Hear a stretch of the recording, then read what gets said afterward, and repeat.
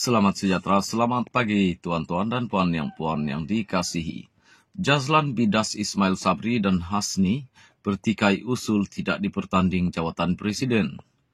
Datu Nur Jazlan membidas dua pemimpin atasan UMNO kerana mempertikai keputusan meluluskan usul tiada pertandingan bagi jawatan presiden dan timbalan presiden pada Perhimpunan Agung lalu.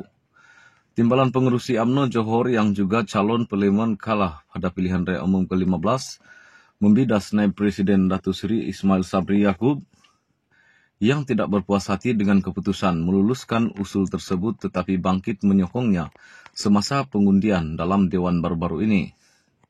Malah naib Presiden UMNO sendiri yang juga PM9 buat lain cakap lain.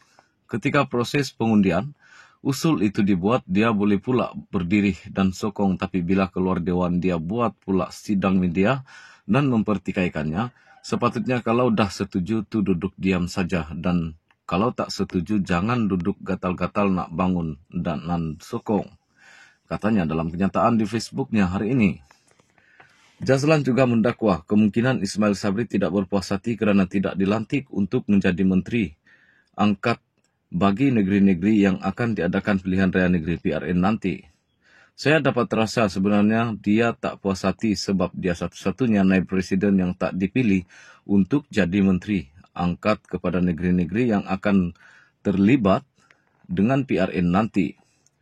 Menurut Jazlan, ketiadaan lantikan tersebut mungkin juga kerana Presiden UMNO Datuk Seri Ahmad Zahid Hamidi sudah hilang keyakinan dan kepercayaan terhadap Ismail Sabri.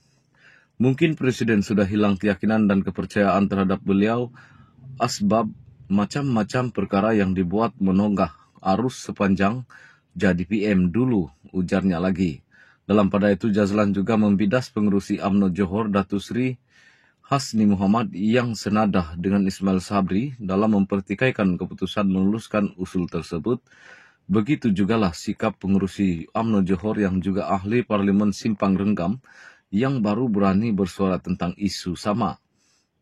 Selama ini dia hanya ambil sikap kunci mulut dan tak keluarkan kenyataan apa-apa pasal pemilihan jawatan presiden dan timbalan presiden itu.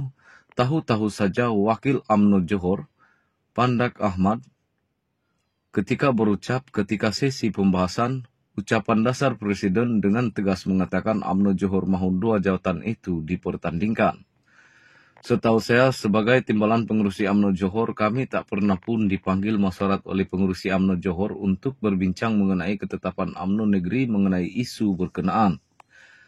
Kenapa keputusan dibuat tanpa perbincangan atau memaklumkan kepada pucuk pimpinan UMNO Johor yang selain?